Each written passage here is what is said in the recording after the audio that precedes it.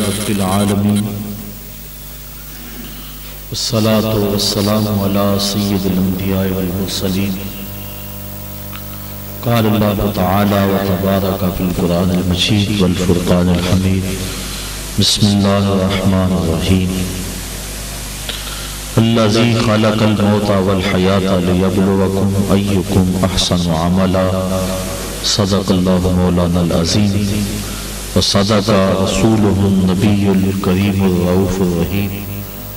اللهم نور قلوبنا بالقرآن وزين أخلاقنا بالقرآن وادخلنا الجنة بالقرآن ونجنا من النار بالقرآن. قال الله تعالى وتبارك في شان حبيبه مخبرا وعامرا. إن الله وملائكته يصلون على النبي يا أيها الذين آمنوا صلوا عليه وسلموا تسليما. الصلاة والسلام عليك يا رسول الله وعلى آلك وأصحابك يا محبوب رب العالمين. الصلاة والسلام عليك يا رسول الله وعلى آلك وأصحابك يا محبوب رب العالمين. تمام حمد و ثنا تعریف و توصیف اللہ جل مجدہ الکریم کی ذات پاک کے لیے جو خالق کائنات بھی ہے اور مالک شش ہاتھ بھی. اللہ جل وعلا کی حمد و ثنا کے بعد حضور نبی اکرم شفیع امم رسول محتشم نبی مکرم اللہ کے پیارے امت کے سہارے رب کے محبوب دانائے غیور مالک رقاب امم فخر عرب و عجم والی کون و مکان سیاہ لا مکان سید انس و جان سرور لالا رخان نیر تاباں سرنشین مہوشاں ماہ خوباں شہنشاہ حسینہ تتمہ دوراں سر خیل زہرہ جمالا جلوائے صبح ازل نور ذات لم یزل باعث تقویم عالم فخر آدم و بنی آدم نیر بطہا رازدار ما اوہا شاہد ما تغا صاحب علم نشرہ معصوم آمنہ احمد مجتبہ حضرت محمد مصطفیٰ صلی اللہ علیہ وسلم کے حضور ناز میں اپنی محبتوں کا خراج پیش کرنے کے بعد واجب الاحترام ذوی الاحتشام برادران اسلام السلام علیکم ورحمۃ اللہ وبرکاتہ.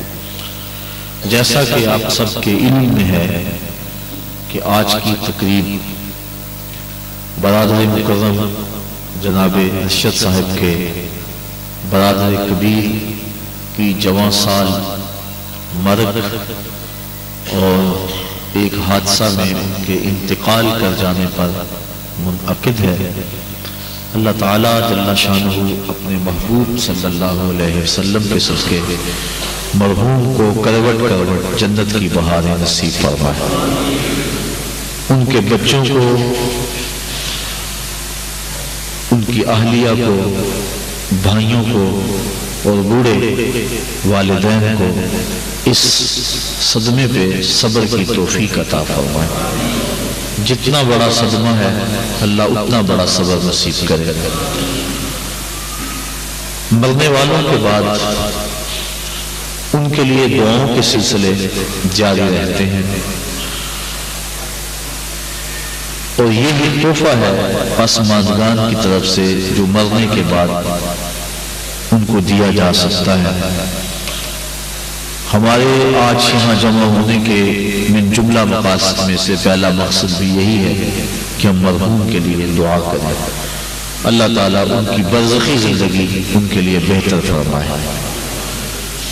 مختصر سی زندگی کا عرصہ گزار کے اب وہ احکم الحاکمین کی حضور پیش ہو چکے ہیں.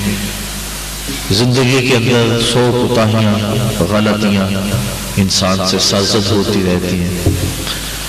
اللہ تعالیٰ جل شانہ کی بارگاہ میں دعا ہے کہ اللہ ان کی غلطیوں سے صرف نظر فرمائے اور ان کی زندگی کی نیکی اور بالخصوص ان کی یہ جو ناگہاں وفات ہے وہ فریضہ ادا کر رہے تھے اپنا ڈیوٹی پہ تھے تو حکمی شہادت کے درجے میں اس موت کو شمار کیا گیا ہے۔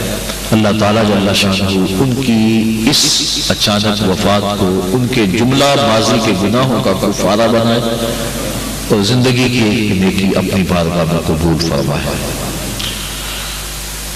اللہ تعالیٰ جل شانہ کے حضور مرنے والوں کے لیے دعاؤں کا سلسلہ مرنے والوں کی روح کو خوش کرنے کا سبب بھی ہے اور اللہ کی رحمتوں اور اس کی کرم نوازیوں کو مانگنے کا ذریعہ بھی ہے۔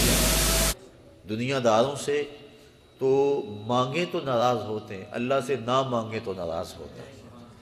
دنیا داروں سے مانگنا ہو تو وقت دیکھنا پڑتا ہے کہ اب صاحب سوئے ہوئے ہیں، ابھی بیدار ہوئے ہیں، اب اگر مانگا تو ابھی مزاج میں چڑچڑا پن ہوگا، ابھی کل مانگا تھا اب دوبارہ کچھ وقفہ پڑھ لینا چاہیے۔ تو دنیا داروں سے مانگنے کے لیے وقت چاہیے، دنیا داروں سے مانگنے کے لیے ان کا مزاج دیکھنا پڑتا ہے، ان کے لہجے اور ان کی زبان اور ان کی بولی میں بولنا پڑتا ہے۔ لیکن مالک سے صبح مانگو پھر بھی دیتا ہے، دوپہر کو مانگو پھر بھی دیتا ہے، شام کو مانگو پھر بھی دیتا ہے۔ سحری کے وقت اٹھ کے کنڈا کھڑکاؤ، در رحمت کھلا پاؤ گے۔ اردو میں مانگو، عربی میں مانگو، سندھی میں مانگو، پشتو میں مانگو، نظم میں مانگو، نثر میں مانگو، نہیں مانگنا آتا یوں ہی ہاتھ پھیلا دو، اس کی رحمت کے دروازے کھلے ہیں۔ اس سے اپنے لیے مانگو پھر بھی دے گا، اوروں کے لیے مانگو پھر بھی دے گا۔ مانگا ہے پھر دوبارہ مانگنے کھڑے ہو جاؤ، پھر عطا کرے گا۔ تو مالک سے مانگتے رہنا ہی بندے کے لیے اعزاز و افتخار ہے، اور مالک کی شان یہ ہے کہ اس کے خزانوں میں کمی نہیں آتی، وہ دنیا کو نواز دے اس کے خزانوں میں کوئی کمی نہیں۔ اس لیے کہا کہ مجھ سے مانگو میں تمہارے سوال کو پورا کروں گا، تم مجھ سے دعا مانگو میں اس کو قبول کروں گا۔ تو آج کے اس اجتماع کا پہلا مقصد دعائے مغفرت ہے۔ ہم مرحوم کے لیے دعا مانگنے کے لیے جمع ہے کہ اللہ انہیں کروٹ کروٹ جنت کی بہاریں عطا فرمائے۔ دوسرا مقصد پسماندگان سے اظہار تعزیت و محبت، کیونکہ اگر دعا ہی مقصد ہوتا تو دعا گھر بیٹھے بھی ہم مانگ سکتے تھے۔ اس موسم میں دور و نزدیک سے چل کر آپ اور میں یہاں پہنچے، صرف اگر دعا مقصد ہوتا تو ہم جہاں جہاں تھے وہاں ہی مانگ لیتے، لیکن مرنے والوں کے پسماندگان سے اظہار تعزیت کرنا، ان کے پاس آ کے دعا مانگنا، یہ حضور علیہ السلام کی سنت سے ثابت ہے۔ اللہ کے محبوب صلی اللہ علیہ وآلہ وسلم تشریف فرما تھے کہ ایک صحابی جن کا نام تھا ماعز ابن مالک رضی اللہ تعالی عنہ، وہ حاضر ہوئے اور عرض کی طہرنی یا رسول اللہ صلی اللہ علیہ وسلم، حضور مجھے پاک کر دیجئے۔ آقا کریم صلی اللہ علیہ وآلہ وسلم نے فرمایا جاؤ اللہ سے معافی مانگو، اللہ تمہارے گناہ معاف کر دے گا۔ گئے معافی مانگ، توبہ کی، لیکن اضطراب ایسا تھا، کیفیت ایسی تھی، پھر پلٹ کے آ گئے، پھر کہا طہرنی یا رسول اللہ، آقا مجھے پاک کر دیجئے۔ حضور نبی رحمت صلی اللہ علیہ وآلہ وسلم نے ارشاد فرمایا جاؤ اللہ سے معافی مانگو، وہ تمہارے گناہوں سے درگزر فرما لے۔ گئے پھر پلٹ کے آ گئے، پھر آقا کریم نے پوچھا بیما اطہرو کا، تجھے کس جرم سے پاک کروں؟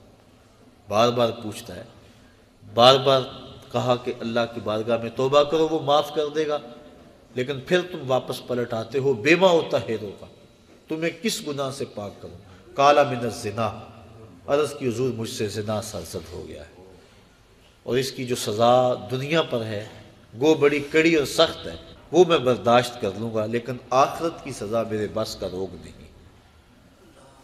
اللہ کے محبوب صلی اللہ علیہ وآلہ وسلم نے ایک دن جبریل امین سے پوچھا مجھے جہنم کے عذابوں کا تذکرہ سناؤ۔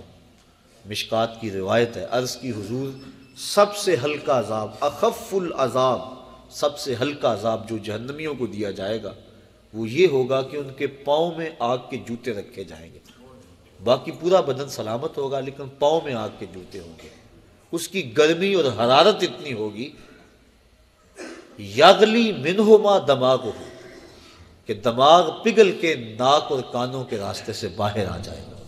یہ سب سے ہلکے عذاب کی کیفیت ہے۔ جو سخت عذاب ہے العیاذ باللہ، آج لوگ پرواہ نہیں کرتے، بلکہ کئی لوگ ایسی بات کہتے ہوئے پائے گئے ہیں کہ کوئی بات نہیں، اگر گئے بھی تو ایک غوطہ لگے گا اور پھر جنت میں چلے جائیں گے۔ فما اصبرہم علی النار، لوگوں کا آگ پر کتنا حوصلہ ہے۔ اللہ کے محبوب صلی اللہ علیہ وسلم تشریف فرما تھے کہ ایک صدا سنی، آواز آئی۔ عمر سے ابا یہ آواز بلا کیسی ہے؟ عرض کی اللہ اس کا رسول خوب جانتا ہے۔ فرمایا 70 سال قبل جہنم میں ایک پتھر پھینکا گیا تھا، اب اس کے پیندے میں گرا ہے، یہ اس کے گرنے کی آواز ہے۔ تو جہنم کی گہرائی 70 سال کی مسافت پہ ہے، اور اگر ایک غوطہ بھی لگا تو 140 سال لگ جائے۔ تو کتنے حوصلے سے، کتنی ڈٹائی سے کہہ دیا جاتا ہے کوئی بات نہیں ہے۔ کوئی کہتا ہے یہ جہاں مٹھا اگلا کس نے ڈٹھا۔ حضرت غوث اعظم شیخ عبد القادر جیلانی رحمۃ اللہ تعالی علیہ فرماتے ہیں جاؤ قبرستان میں جا کے دیکھو کتنے کتنے حسینوں کی مٹی خراب ہو رہی ہے، جو اپنے بدن پہ چٹکی مٹی نہیں پڑنے دیتے تھے، آج ان کا کفن بھی تار تار ہو گیا۔ اللہ اکبر۔ تو جہنم کے عذاب بڑے سخت ہیں۔ روایات میں آتا ہے جب جہنمی جہنم میں جائے گا، اس شدت کی پیاس لگے گی اور بار بار تقاضا کرے گا مجھے پانی دیا جائے۔ 70 سال تو اس کی آواز کوئی نہیں سنے گا۔ 70 سال کے بعد داروغہ جہنم جھڑک کے کہے گا بتا کیا چاہیے؟ وہ کہے گا مجھے پانی چاہیے۔ تو داروغہ جہنم اس کو پانی دے گا۔ کون سا؟ منرل واٹر کی بوتل تھمائے گا اس کے ہاتھ میں، یا کوکا کولا یا پیپسی؟ قرآن پڑھیے، اس کو 2 پانی دیے جائیں گے، مائے حمیم اور مائے غسلین۔ مائے حمیم کھولتا ہوا پانی، اور ابن رجب حنبلی لکھتے ہیں وہ اتنا گرم ہوگا جب کٹورے میں رکھ کے اس کو دیا جائے گا اور وہ پینے کے لیے منہ کے قریب بڑھائے گا تو اس کے چہرے کی کھال اس کی بھاپ سے ادڑ کے اس کے اندر گر پڑے گی، اس قدر وہ گرم ہوگا۔ دوسرا پانی اس کو مائے غسلین دیا جائے گا، اور یہ جہنمیوں کی پیپ کا پانی ہوگا، اور اتنا بدبودار ہوگا اگر اس کا ایک قطرہ اب دنیا پہ ڈال دیا جائے تو اس کی بدبو سے لوگوں کے دماغ پھٹ جائیں۔ انسان تو انسان رہے، جانوروں کے دماغ اس کی بدبو سے پھٹ جائیں۔ تو وہ سخت عذاب ہے جہنم کے۔ عرض کی حضور وہ عذاب میں نہیں سہ سکتا، گو سنگسار کرنا سزا ہے زنا کی شادی شدہ کے لیے، لیکن میں دنیا کے اوپر اپنے آپ کو پاک کر کے آخرت میں سرخرو ہو کے جانا چاہتا ہوں۔ آقا کریم نے فرمایا کہ اس نے شراب تو نہیں پی رکھی کہ نشے میں کہہ رہا ہوں؟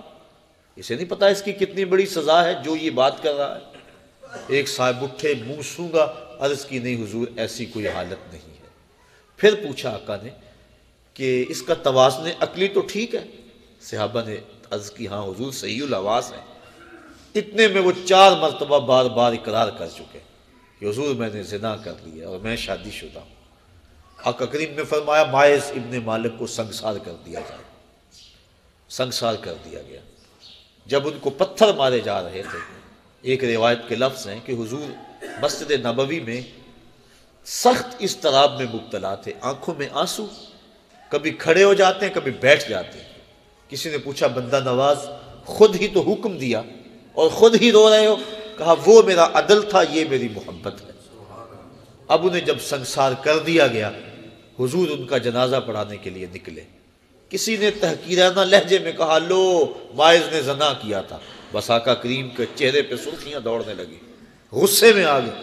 فرمایا خبردار اگر کسی نے میرے مائز پہ بات کی، میرے مائز نے ایسی سچی توبہ کی ہے اگر روئے زمین کے تمام مسلمانوں میں تقسیم کر دی جائے سب کی مغفرت ہو جائے، کہ اس نے اپنے آپ کو حد شرع کے لیے خود پیش کیا ہے۔ اور جب کوئی شخص اپنے آپ کے اوپر حد شرع کا نفاذ کروا لیتا ہے وہ ایسے پاک ہو جاتا ہے جیسے ابھی ماں کے پیٹ سے اس نے جنم لیا۔ اب حضرت مائز ابن مالک کا جنازہ حضور نے خود پڑھایا۔ ان کی وفات کا دوسرا دن تھا یا تیسرا دن، راوی کو شک ہے کہ دوسرا دن تھا یا تیسرا دن۔ اللہ کے محبوب صلی اللہ علیہ وآلہ وسلم ان کے گھر تشریف لے گئے۔ جب حضور تشریف لے گئے، حدیث کے لفظ ہیں وَهُمْ جُلُوسٌ، جب حضور گئے تو وہاں کافی لوگ صحابہ بیٹھے ہوئے تھے۔ آقا کریم نے ارشاد فرمایا اپنے بھائی مائز کے لیے مغفرت کی دعا کرو۔ اگر دعا ہی مقصود ہوتی تو وہ گھر بیٹھے بھی ہو سکتی تھی، اگر دعا ہی مقصود تھی تو وہ حجرہ عائشہ میں بھی ہو سکتی تھی، وہ ستون تہجد کے پاس بھی ہو سکتی تھی، وہ مسجد نبوی میں بھی ہو سکتی تھی، نماز کے بعد اجتماع میں دعا کی جا سکتی تھی، پھر نماز جنازہ خود دعا ہے۔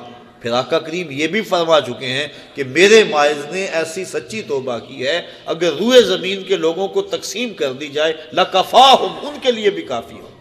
تو پھر حضور ان کے گھر دعا مانگنے کے لیے کیوں گئے؟ تاکہ پسماندگان سے اظہار تعزیت و محبت ہو جائے، اور جس کے گھر میں حضور گئے ہوں گے کوئی دکھڑا رہا ہوگا، وہ کیا کسی نے کہا کہ یہ الگ بات ہے کہ تم آئے ہو تو کوئی نہیں، ورنہ درد تو یہاں ہزار رہتے ہیں۔ تو جب حضور گئے ہوں گے دکھڑے دور ہو گئے ہوں گے تو پسماندگان کے ہاں جا کے تعزیت کرنا، ان کے دکھوں کو کم کرنا ہوتا ہے۔ تو ایسی محافل کا دوسرا مقصد اور مدعا یہ ہے کہ ہم پسماندگان سے اظہار تعزیت کریں۔ پہلا مقصد دعائے مغفرت جس کا تعلق مرنے والے کی ذات سے تھا، دوسرا مقصد پسماندگان سے اظہار تعزیت و محبت، اور تیسرا مقصد میں اور آپ اپنی ذات کے لیے عبرت اور فکر لے کے جائیں کہ آج وہ ہمارے اندر نہیں، ایک وقت ہمارے اوپر بھی آنے والا ہے کہ ہم بھی قبر کی تنہائیوں میں ہوں گے اور لوگ ہمارے لیے جمع ہو رہے ہوں گے۔ جب وہ گھر سے نکلے تھے تو انہیں تو یہ پتہ نہیں تھا کہ میں واپس پلٹ کے آ نہیں سکوں گا، نہ بچوں کو پتا تھا کہ ہم اپنے باپ کو آخری بار دیکھ رہے ہیں۔ اس قدر موت قریب ہے۔ فرمایا زندگی اور موت کے بارے میں کیا خیال ہے؟ عرض کی حضور فجر کی نماز پڑھی ہے، پتہ نہیں ظہر پڑھ سکیں گے یا کہ نہیں۔ کہا میری صحبت میں رہتے اور اتنی لمبی امید؟ عرض کی حضور ظہر پڑھی ہے، پتہ نہیں عصر پڑھنے کا موقع نصیب ہوگا یا کہ نہیں۔ ایک بولا عصر پڑھی ہے، پتہ نہیں مغرب پڑھ پائیں یا کہ نہیں۔ ایک نے عرض کی حضور ایک رکعت پڑھی ہے، پتہ نہیں دوسری رکعت کا موقع بھی نصیب ہوگا یا کہ نہیں۔ فرمایا یہ سب کچھ تمہاری باتیں ہیں، میں تو یوں کہتا ہوں ایک طرف سلام پھیرا ہے، پتہ نہیں دوسری طرف سلام بھی پھیر سکیں گے یا کہ نہیں۔ اس قدر موت قریب ہے، اور جب ہمیں اس بات کا یقین و اذعان ہے کہ موت اتنی قریب ہے، اور موت کا انکار بھی کوئی نہیں کرتا، لوگوں نے خدا کا انکار کر دیا، لیکن آج تک کسی فرقے نے، کسی گروہ نے، کسی جتھے نے آج تک موت کا انکار نہیں کیا۔ ہر شے میں اختلاف پایا جاتا ہے، موت ایک ایسی چیز ہے جس میں کسی فرقے کا، کسی گروہ کا، مذہب کا اختلاف نہیں۔ تو موت ایک اٹل حقیقت ہے جس سے رستگاری کسی کو نہیں۔ اس کا وقت بھی نہیں بتایا گیا کہ کس وقت پیغام اجل آ جائے، تو قبل اس سے کہ وہ وقت آئے ہم نے اپنی زندگی کی راہیں ٹھیک کرنی ہے۔ حضرت امام غزالی رحمۃ اللہ تعالی علیہ فرماتے ہیں کہ موت کا کھٹکا اور خدشہ ہر شخص کو ہے، لیکن تین طرح سے لوگ موت سے ڈرتے ہیں۔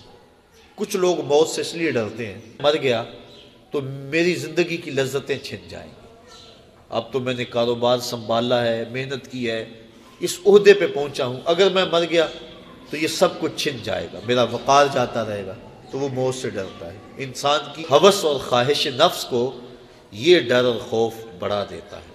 کچھ لوگ موت سے اس لیے ڈرتے ہیں کہ اگر میں مر گیا تو میرے بچے چھوٹے چھوٹے رہ جائیں گے، یتیم ہو جائیں گے، در در کے دھکے ان کا مقدر ہوں گے، میری بیوی بیوہ ہو جائے گی، میرے ماں باپ میری موت کا پیغام سن کے سخت اضطراب میں مبتلا ہوں گے، اور جو ان کا دکھ ہوگا وہ دیکھا نہیں جائے گا۔ تو وہ اس حوالے سے اپنی جان کو عزیز سمجھتا ہے، موت کا خیال کر کے کانپ جاتا ہے، پسماندگان سے وہ ڈرتا ہے۔ یہ ہے ایک انداز موت سے ڈرنے کا۔ امام غزالی فرماتے ہیں یہ ڈرنا بھی کوئی ڈرنا نہیں ہے۔ اور تیسرے لوگ موت سے اس لیے ڈرتے ہیں کہ اگر میں اچانک مر گیا تو میرے پلے کون سا نیک عمل ہے جو لے کر اللہ کے حضور پیش ہو سکوں گا۔ یہ تیسری قسم کا جو خوف ہے یہ انسان کی تیاری آخرت کو بڑھا دیتا ہے، اور اس کو شب و روز اللہ کے حضور پیش ہونے کے خوف سے نیکی کی دعوت دیتا ہے کہ میں نے اس کے حضور پیش ہونا ہے، ایک ایک عمل کا حساب دینا ہے۔ ثم لتسألن یومئذ عن النعیم، اس دن ایک ایک نعمت کے بارے میں پوچھا جائے گا۔ تو قبل اس سے کہ وہ وقت آ جائے تین چیزوں کا حساب نہیں ہوگا، ضرورت کے مطابق کپڑے کا، ضرورت کے مطابق مکان کا، اور بھوک کے وقت کھانے اور پینے کا۔ ان 3 چیزوں کا قیامت کے دن حساب نہیں لیا جائے گا۔ اس کے علاوہ زندگی میں جتنی بھی ہمیں نعمتیں دی گئی ہیں ان کا حساب لیا جائے گا، اور قرآن مجید کی یہ نص موجود ہے، ثم لتسألن یومئذ عن النعیم۔ اس دن ایک ایک نعمت کے بارے میں بندے سے سوال کیا جائے گا۔ آج ہم جو کچھ کر رہے ہیں سب کچھ لکھا جا رہا ہے، کرامن کاتبین بیٹھے ہوئے، ہمارا نامہ اعمال تیار ہو رہا ہے، ہم بھولے ہوئے ہیں لیکن وہ نہیں بھولے، وہ غفلت نہیں کرتے، ایک ایک چیز لکھ رہے ہیں۔ قیامت کے دن جب سب کچھ سامنے آئے گا تو اس وقت انسان جب نامہ اعمال دیکھے گا پھر حیران ہوگا اور کہے گا ما لہذا الکتاب لا یغادر صغیرۃ ولا کبیرۃ الا احصاها، ہائے اس کتاب کو کیا ہو گیا، اس نے چھوٹی بڑی کوئی چیز نہ چھوڑی، سب کچھ لکھ دیا۔ اس دن پھر سخت پچھتائے گا، لیکن اس دن پچھتانے سے کچھ حاصل نہیں ہوگا۔ وقت پر کافی ہے ایک قطرہ بھی آب خوش ہنگام کا، جل گیا جب کھیت برسا میں تو پھر کس کام کا۔ آج اگر ہم پچھتا لیں تو آج توبہ بھی کر سکتے ہیں، جب توبہ کر لیں گے تو ما قبل کے گناہ دھل جائیں گے، اور اگر ہم غفلت میں زندگی گزار دیتے ہیں تو کل قیامت کے دن انسان کو سخت پچھتاوا ہوگا، اور پھر اچانک موت، پتہ ہی نہیں ہے۔ بندہ اپنی توبہ کو مؤخر کرتا رہتا ہے، اس کو کہتے ہیں طول عمل، مؤخر کرتا رہتا، ابھی میری بڑی زندگی پڑی ہے۔ بعض اوقات کسی کو کہے نا نیکی کی دعوت دیں، وہ کہتا ہے جناب بس میں ریٹائرمنٹ لے لوں، اس کے بعد انشاءاللہ میں نے بچوں کی شادیاں کرنی ہیں، پھر حج کرنا ہے، پھر میں ہوں گا اور مسجد ہوگی۔ یہ اس طرح بات کر رہا ہے جس طرح سب کچھ اس کے ہاتھ میں ہو، جس طرح سب کچھ اس کے قبضہ اختیار میں ہو، کوئی کچھ بول رہا ہے کوئی کچھ بول رہا ہے۔ یہ طول عمل، لمبی امید اور توبہ کو مؤخر کرتے چلے جانا، یہ بہت بڑی محرومی ہوتی ہے۔ اللہ اگر توفیق دے دے توبہ کی اور اللہ سوچ اور فکر دے دے تو دیر نہیں کرنی چاہیے۔ اللہ امام غزالی رحمۃ اللہ تعالی علیہ فرماتے ہیں ذرا دیکھو معاشرے میں نظر دوڑا کے، بوڑھے زیادہ ہیں، بچے زیادہ ہیں یا جوان زیادہ ہیں؟ آپ فرمایا تم کو جوان بوڑھوں سے زیادہ نظر آئیں گے، بوڑھے کم نظر آئیں گے۔ کسی بھی مجلس میں آپ تجزیہ کر کے دیکھ لیں۔ فرمایا اس لیے کہ بڑھاپے تک کوئی کوئی پہنچتا ہے، زیادہ جوانی میں فوت ہو جاتے ہیں۔ پھر فرمایا اب جوانوں اور بچوں کا اندازہ کر کے دیکھ لو، کسی گھر میں کسی محفل میں دیکھ لو کہ بچوں کی تعداد زیادہ ہوگی، نوجوان کم ہوں گے۔ اس کا مطلب یہ ہوا کہ لوگ زیادہ بچپن میں فوت ہو جاتے ہیں، جوانی تک کم پہنچتے ہیں۔ تو انسان عمر کے اس حصے تک توبہ کو مؤخر کرتا ہے جہاں تک جانا انتہائی مشکل ہے، اور پھر اس وقت اگر پہنچ بھی گیا جب اعضاء میں توازن نہ رہا، عناصر میں اعتدال نہ رہا، چلنے پھرنے کے قابل نہ رہا، تو پھر کیا عبادت کرے گا؟ در جوانی توبہ کردن شیوائے پیغمبری، وقت پیری گرگ ظالم بھی شود پرہیزگار۔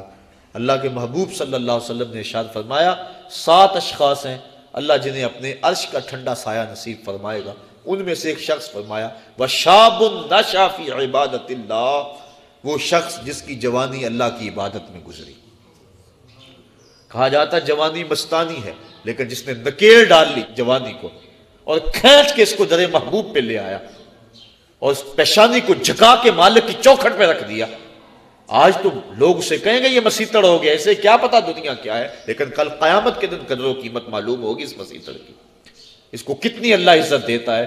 جب دھوپ کڑک رہی ہوگی اور وہ سورج کی گرمی جسموں کو پگھلا رہی ہوگی، 1.25 میل پہ آ جائے گا سورج، اب رخ الٹا ہے پھر سیدھا ہو جائے گا، زمین تانبے کی، اور لوگ پسینے میں شراب ہو، کوئی گھٹنوں تک، کوئی ٹخنوں تک، کوئی کمر تک، اور کسی کو پسینے کی لگام دی جائے گی، اور پسینہ اتنا گرم اگر اس کا ایک قطرہ احد پہاڑ پہ رکھا جائے پتھر پگھل جائے، اور اتنا بدبودار اگر دنیا پہ قطرہ ڈال دیا جائے تو جانوروں کے دماغ بھی پھٹ جائیں بدبو سے۔ اس پسینے میں لوگ شرابور ہوں گے، لیکن فرمایا 7 اشخاص ایسے ہیں کہ جنہیں اللہ اپنے عرش کا ٹھنڈا سایہ نصیب فرمائے گا۔ ان میں سے ایک شخص وَشَابٌ نَشَأَ فِي عِبَادَةِ اللَّهِ، وہ جوان جس نے اپنی جوانی اللہ کی عبادت میں گزاری۔ اور اللہ کے محبوب صلی اللہ علیہ وسلم نے ارشاد فرمایا میں اللہ کا حبیب ہوں، اور جو جوان جوانی میں توبہ کرے وہ بھی اللہ کا حبیب ہے۔ کتنا بڑا اعزاز ہے، ہم کیوں غافل ہیں؟ کیا ہمیں مرنا یاد نہیں ہے؟ اپنی توبہ کو کیوں مؤخر کرتے ہیں؟ انسان کو یقین بھی ہو کہ میری زندگی اتنی ہے تو توبہ اس یقین کے ساتھ مؤخر کرے، تو اسے پھر بھی خیال کرنا چاہیے کہ اب جو میرے دل کی حالت ہے شاید پھر دوبارہ کبھی نہ ہو۔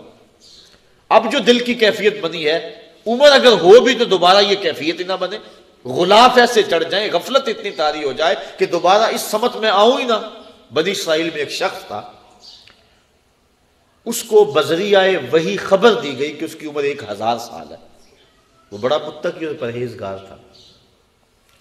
اس نے کہا میری اتنی لمبی عمر ہے اور توبہ کا دروازہ آخری سانس تک کھلا ہوا ہے، تو میں کیوں اپنے آپ کو عبادت کی بھٹی میں جلاؤں؟ اس نے کہا کہ میں 900 سال گناہ کر لیتا ہوں، 100 سال قبل توبہ کر لوں گا۔ پھر اس نے ایسا ہی کیا۔ علماء لکھتے ہیں کہ وہ 900 سال گناہ کرتا رہا۔ جب 100 سال رہ گیا اور اس کو خیال آیا کہ میں نے 100 سال قبل توبہ کرنی ہے، چونکہ دل اس کا سیاہ ہو چکا تھا، گناہوں کی لت پڑ چکی تھی، اب اس نے کہا کہ 100 سال بھی کیا ضرورت ہے نیکی کی بھٹی میں جلنے کی، آتش نیکی میں اپنے آپ کو گالنے کی، میں 90 سال اور گناہ کر لیتا ہوں اور آخری 10 سال قبل توبہ کر لوں گا۔ پھر 90 سال بھی بیت گئے۔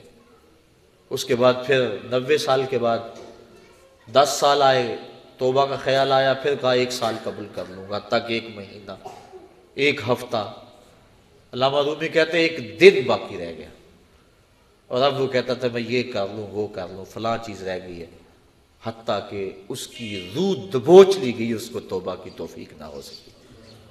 تو انسان کا اگر دل راغب ہو جائے اچھائی کی طرف، نیکی کی طرف، اس کو توبہ کرتے ہوئے دیر نہیں کرنی چاہیے، اگر یقین بھی ہو کہ میری زندگی اتنی ہے۔ لیکن ہمیں تو اپنی زندگی پر بھروسہ ہی نہیں ہے۔ آج کل موتیں اچانک آ رہی ہیں۔ حضور نبی رحمت صلی اللہ علیہ وسلم نے اچانک موت سے پناہ مانگی، اللہم انی اعوذ بک من الموت الفجاۃ، اے اللہ اچانک موت سے تیری پناہ مانگتا ہوں۔ حضرت یعقوب علیہ السلام وعدہ لیا ہوا تھا حضرت اسرائیل علیہ السلام سے کہ میری روح قبض کرنے کے لیے اچانک نہیں آنا، پہلے کوئی قاصد یا کوئی پیغام بھیج دینا تاکہ میں موت کی تیاری کروں۔ ایسا ہی ہوا۔ حضرت اسرائیل علیہ السلام ایک دن حاضر ہوئے، پوچھا کہاں آئے ہو، کدھر آئے ہو؟ کہا میں قبض روح کے لیے آیا ہوں۔ کہا تم نے تو وعدہ کیا تھا کہ پہلے کوئی قاصد یا پیغام بھیجوں گا، تم نے نہ کوئی قاصد بھیجا نہ پیغام بھیجا۔ کہا حضرت آپ کے سامنے کتنے لوگوں کی موت واقع ہوئی ہے، یہ میرا قاصد نہیں تھا تو اور کیا تھا۔ آپ کی داڑھی میں سفید بال آ گئے، یہ میرا قاصد نہیں تھا تو اور کیا تھا۔ آپ کی آنکھوں میں سفیدی اتر آئی ہے، یہ میرا قاصد نہیں تھا تو اور کیا تھا۔ تو لوگوں کی موت ہمارے لیے سامان عبرت ہے، یہ ہمارے لیے پیغام ہے موت کا۔ داڑھی میں سفید بال آنے لگے تو سمجھ لو موت کا قاصد آ گیا۔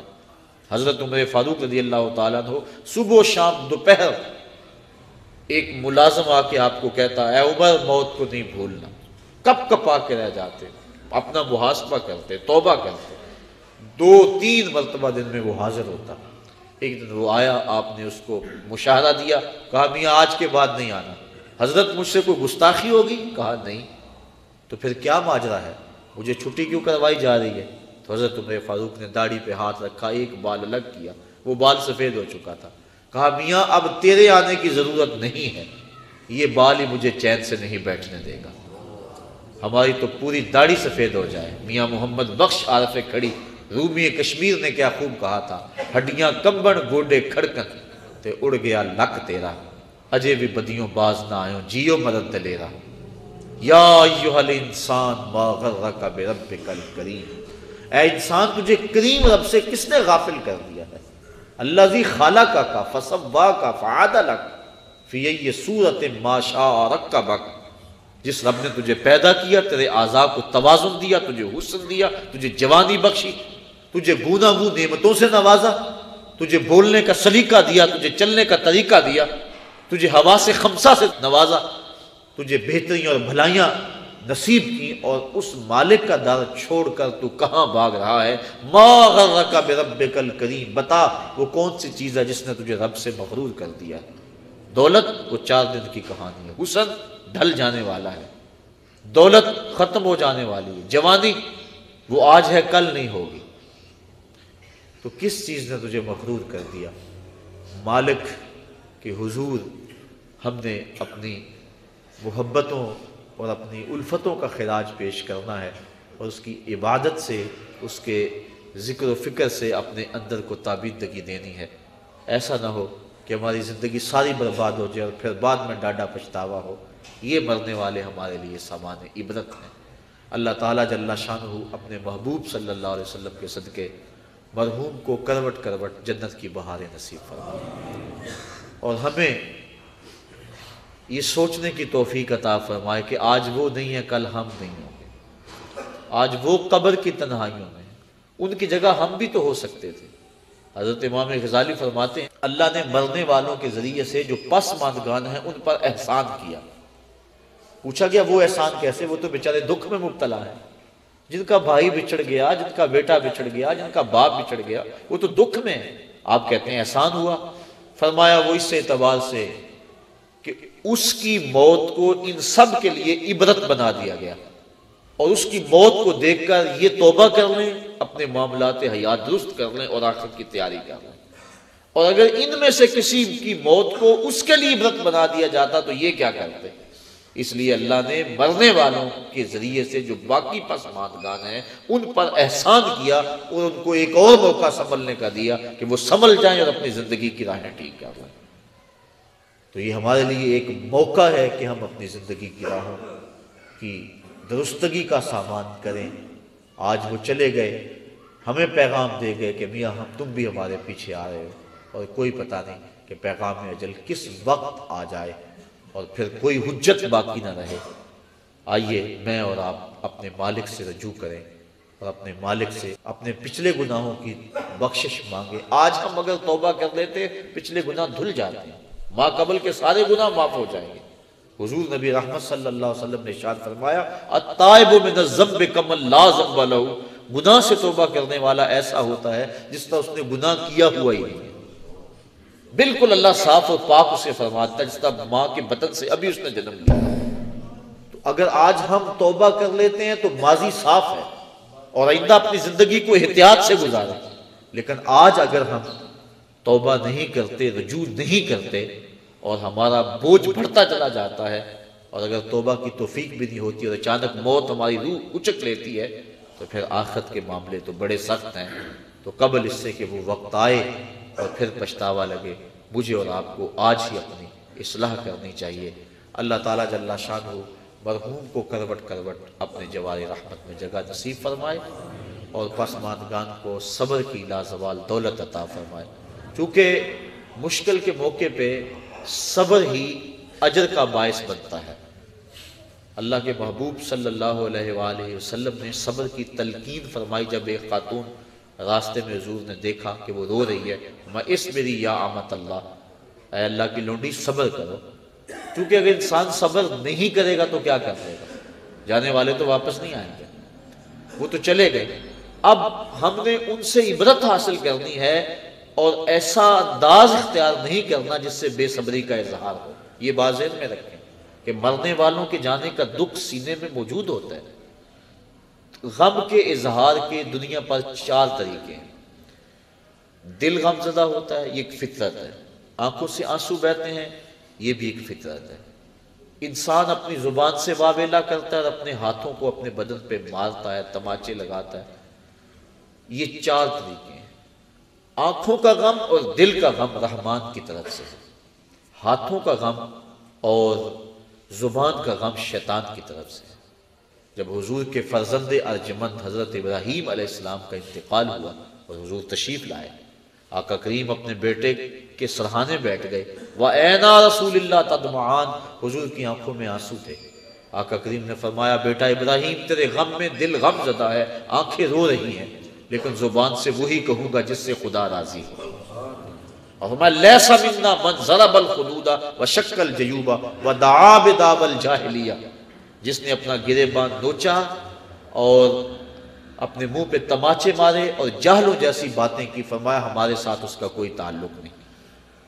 تو دل کا غم یا کبھی آنکھوں سے آنسو بہہ جائیں تو اس پر شریعت میں مواخذہ نہیں ہے، بلکہ یہ شفقت کی وجہ سے ہے۔ اس کے علاوہ ایسے جملے کہہ دینے جس سے ناشکری کا اظہار ہو رہا ہو، یا اس انداز کے ساتھ اپنے ہاتھوں کو حرکت دینا کہ جس سے بے صبری کا مظاہرہ آ رہا ہو، شریعت اسلامیہ نے اس کو منع فرمایا ہے۔ تو صبر پر اللہ تعالیٰ اجر لکھا ہے، اور انسان جب کسی دکھ پہ صبر کرتا ہے اللہ اس کے بدلے اس کو آخرت میں اجر دیتا ہے۔ ظاہر ہے کہ بچے چھوٹے چھوٹے رہ گئے اور یہ ان کی زندگی باپ کے بغیر انتہائی دکھوں والی زندگی ہے، لیکن اس پہ اگر یہ صبر کریں گے تو اللہ تعالیٰ اس کا صلہ آخرت کے اندر عطا فرمائے گا۔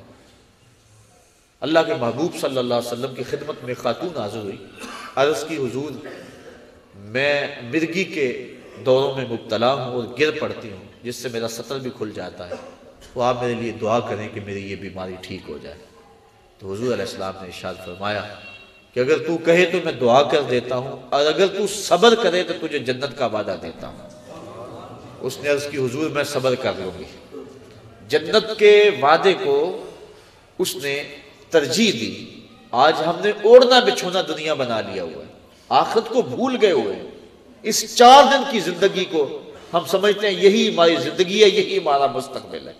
بچہ پڑھ رہا ہے، محنت کر رہا ہے، بندہ کمائی کر رہا ہے، کیا جی مستقبل ٹھیک ہو جائے؟ کون سا مستقبل؟ ایک سانس کا پتہ نہیں، اس مستقبل کی بات ہے۔ زندگی کھپا رہا ہے مستقبل ٹھیک ہو جائے، اصل مستقبل تو آخرت کا مستقبل ہے۔ اللہ کے محبوب علیہ السلام نے جب صحابہ کو خندق کھودتے دیکھا اس وقت دعا دی، اللہم ان العیش عیش الاخرہ فاغفر الانصار والمہاجرہ، اے اللہ زندگی تو آخرت کی زندگی ہے، میرے ان انصار کو بھی بخش دے، میرے ان مہاجروں کو بھی بخش دے۔ اصل مستقبل وہ ہے، یہ تو 4 دن کی زندگی ہے۔ 45 سال ایوریج زندگی نکالی ہے ماہرین نے، چلو 50 سال لگا لو، 60 سال لگا لو، اور آخرت کا ایک دن، محشر کا ایک دن 50,000 سال کا ہوگا۔ ذرا کبھی کیلکولیٹر لے کے حساب تو کریں، ایک دن 50,000 سال کا، اور یہ ساری زندگی 50 سال کی۔ اس ایک دن کے مقابلے میں ذرا اس زندگی کا حساب نکالیں نا، منٹوں سیکنڈوں کے اندر یہ ایک دن آئے گا۔ تو انسان اس کو سنوارنے کے لیے اس کو برباد کر لے جو نہ ختم ہونے والی، یہ تو کٹ ہی جائے گی، دکھوں میں کٹی پھر بھی کٹ ہی جائے گی۔ جس کے پاس دولت کے انبار ہیں، نیند کی گولیاں کھانے کے بغیر وہ بھی نہیں سوتے، چین انہیں بھی نہیں ہے، کیونکہ دنیا کے اوپر چین نام کی چیز کیسے ہوگی جبکہ انسان کے خمیر پر 39 دن تک غموں کی بارش ہوئی ہے اور صرف ایک دن خوشی کی بارش ہوئی ہے۔ خوشیاں اور غم زندگی میں اس تناسب کے ساتھ ہے، خوشی عارضی ہوتی ہے، غم دیر پا ہوتا ہے۔ خوشی اور غم جب اکٹھے ہو جائیں تو غم ہی غالب ہوتا ہے، خوشی یاد نہیں رہتی بلکہ خوشی بھی غم میں بدل جاتی ہے۔ تو انسان کی زندگی میں دکھ ہے، اذیتیں ہیں، آزمائشیں ہیں، امتحان ہیں، تو اصل زندگی وہ زندگی ہے۔ اگر یہ اچھی بھی گزر گئی، تخت پہ بیٹھے ہوئے بھی گزر گئی تو کتنا عرصہ ہے؟ بہت تھوڑی مدت۔ اور اگر یہ زندگی دکھوں میں بھی گزر گئی تو گزر ہی جائے گی۔ وہ کیا کہا تھا میر تقی میر نے کہ وہ ریشموں کم خواب میں سرمست ہیں تو کیا ہوا، رات اس کی بھی کٹ گئی جو کہ اور تھا۔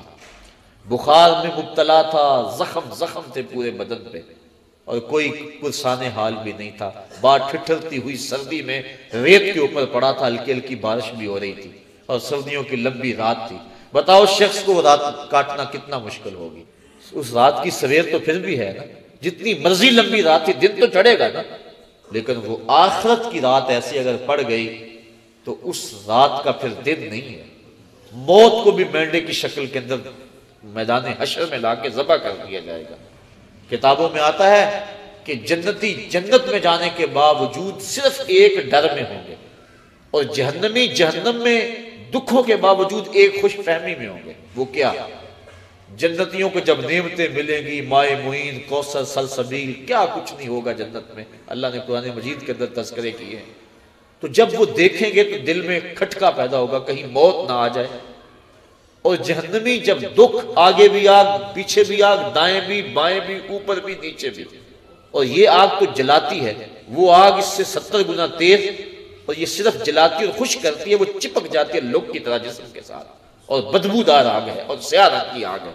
اس آگ میں جب جسم بھی بڑا کر دیا جائے گا تاکہ یہ عذاب زیادہ اس کو ہو، 70 گز موٹی کھال بنا دی جائے گی، اور اللہ قرآن مجید میں فرماتا جب کھال جل جائے گی تو ہم اس کی جگہ نئی کھال بدل دیں گے تاکہ یہ عذاب کی تکلیف سہے۔ اس نے دنیا کے اندر میرے حکموں کو توڑا اور میرے حکموں کی پرواہ نہ کی، اس کو زندگی میں نے دی، اس کو عزت میں نے دی، اس کی آنکھوں میں نور میں نے رکھا، اس کی زبان کو بولنے کا سلیقہ میں نے دیا، اس کی ٹانگوں کو چلنے کا طریقہ میں نے دیا، اس کو سانسیں میں نے دی، اس کے لیے سبزے زمین سے میں نے اگائے، اس کے لیے پانی آسمان سے میں نے برسایا، اس کے لیے میں نے کیا کچھ نہ کیا، کہیں سورج خدمت میں لگا ہے، کبھی چاند خدمت میں لگا ہے، کہیں جانور بار برداری کے لیے، کہیں سواری کے لیے ہے، اتنا کچھ اس کے لیے میں نے پیدا کر دیا، اس کو سجدہ کرنا گوارا نہیں تھا۔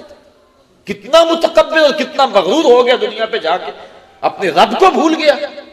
یا ایھا الانسان ما غرک بربک الکریم، اس لیے اللہ اس دن پھر 70 ہاتھ موٹی کھال جو ہے وہ بدن پہ چڑھائے گا، اور وہ جلتی جائے گی، پھر بدلتی جائے گی، اور پھر وہ تکلیف سہے گا۔ اور اگر بندہ اس دنیا پہ آ کے اپنے مالک کو راضی کرتا ہے، اس نے اس کے لیے جنت بنائی ہے، اور جنت کی نعمتیں اس کے لیے بنائی ہیں۔ جہنم کے اندر جہنمی سخت اذیت میں ہوں گے، اللہ کا قہر و غضب بھی برس رہا ہوگا، دروغہ جہنم بھی جھڑک رہا ہوگا، دائیں بائیں آگ ہوگی۔ پھر اس کو صرف ایک امید ہوگی کہ کبھی موت آ جائے گی نہ تو جان چھوٹ جائے گی۔ جب مریض تڑپتا ہوتا تو وہ موت مانگتا، وہ موت مانگے گا۔ جنتی جنت میں جا کر یہی کھٹکا ہوگا کہیں موت نہ آ جائے، اور جہنمی جہنم میں جا کر اسی خوش فہمی میں ہوگے کبھی موت آ گئی تو جان چھوٹے گی۔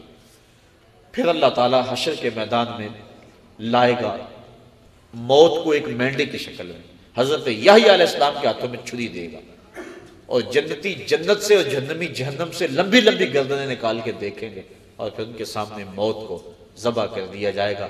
پھر جنتی ابدی طور پہ خوش ہو جائیں گے، اور جہنمیوں کی حسرت اور بڑھ جائے گی، اب تو موت کو بھی موت آ گئی، اب تو مریں گے بھی نہیں۔ تو وہ رات لمبی ہے، اگر پڑ گئی تو سخت اضطراب، اس لیے یہ تھوڑی سی زندگی دکھ میں بھی گزر گئی، سولی پہ چڑھ کے بھی گزر گئی، گزر ہی جائے گی، لیکن وہ زندگی ختم نہیں ہونے پائے گی۔ وہ ایسی شب ہے جس کا سویر کوئی نہیں، وہ ایسی شب ہے جس کی سحر کوئی نہیں۔ تو اگر اس زندگی کو برباد کر دیا اور اس کو سنوار دیا، پہلے تو یہ سنورنے کا یقین ہی نہیں ہے نا، چین ہے ہی نہیں، ہوگا بھی چین، تخت پہ بھی گزار دیا، تو پھر آگے ایک ایک چیز کا حساب ہونا ہے۔ وہ بادشاہ پھولوں کی سیج پہ سویا کرتا تھا نا، اللہ اکبر، لونڈی روزانہ پھولوں کی سیج بچھاتی ہے۔ ایک دن لونڈی کے دل میں آیا، بادشاہ مدت سے پھولوں بڑی سیج پہ سوتا ہے، پتہ نہیں کیا لذت ہے، میں بھی تو لیٹ کے دیکھوں کیا مزہ ہے۔ سیج تیار کی اور اس کے اوپر لیٹ گئی، ابھی لیٹی ہی تھی، سارے دن کی تھکی تھی بیچاری، نیند آ گئی۔ جب نیند آئی، بادشاہ وقت پہ کمرے میں داخل ہوا، دیکھا میری سیج پہ لونڈی سوئی ہوئی، غصے سے لال پیلا ہو گیا۔ ایک لونڈی کو یہ جرأت کہ بادشاہ کے سیج پہ سوئے؟ اس نے جلاد کو بلایا کہ اس کو یہیں سے پکڑو، الٹا لٹکا دو، اور اتنے کوڑے مارو کہ اس کی روح نکل جائے، تاکہ لوگوں کو یہ عبرت ہو جائے کہ بادشاہوں کی سیج کتنی مقدس ہوا کرتی ہے، باقی ملازمین بھی جان لیں۔ لونڈی کو پکڑا گیا اور الٹا لٹکا کے جلاد کوڑے برسا رہا ہے، وہ چیختی ہے، چلاتی ہے، روتی ہے۔ اچانک اس نے روتے روتے ہنسنا شروع کر دیا۔ بادشاہ نے کہا جلاد کو رک جاؤ، اسے پوچھو کیوں روتی ہے، اسے یہ بھی پوچھو ہنستی کیوں ہے۔ جلاد نے پوچھا لونڈی بتا تو کیوں روتی ہے، اور یہ بھی بتا تو ہنستی کیوں ہے۔ اس نے کہا روتی تو میں اس لیے ہوں، جب کوڑا لگتا ہے میری جان نکلنے کو آتی ہے۔ تو کہا پھر ہنستی کیوں ہے؟ کہا میں یہ سوچ کے ہنستی ہوں کہ چند لمحوں کے لیے سیج پہ سوئی اور اتنی تکلیف پہنچ رہی ہے، جس کو عمر ہوگی سوتے ہوئے اس کا کیا بنے گا۔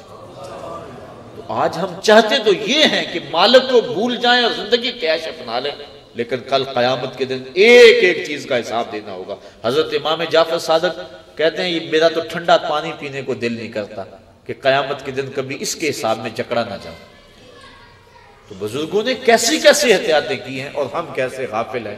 تو صاحبو، یہ زندگی، یہ موت اللہ نے ہمارے لیے آزمائش بنائی، وہ دیکھنا چاہتا ہے کہ میرا کون سا بندہ کیسے عمل کرتا ہے۔ خلق الموت والحیات لیبلوکم ایکم احسن عملا، کون سا بندہ کیا عمل کرتا ہے۔ ہم نے اچھے عمل کر کے، اصل ہماری زندگی آخرت کی زندگی ہے جو نہ ختم ہونے والی ہے۔